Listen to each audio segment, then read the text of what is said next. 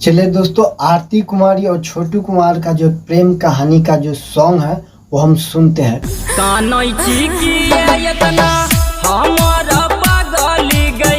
भगवान बनाई दलकौ वीरान गे, यतने दिन लिखल रही हो तोरा की समत में, छीन लेलकौ तोरा से भगवान गे, यतने दिन लिखल रही हो तोरा की समत में, छीन लेलकौ तोरा से भगवान गे।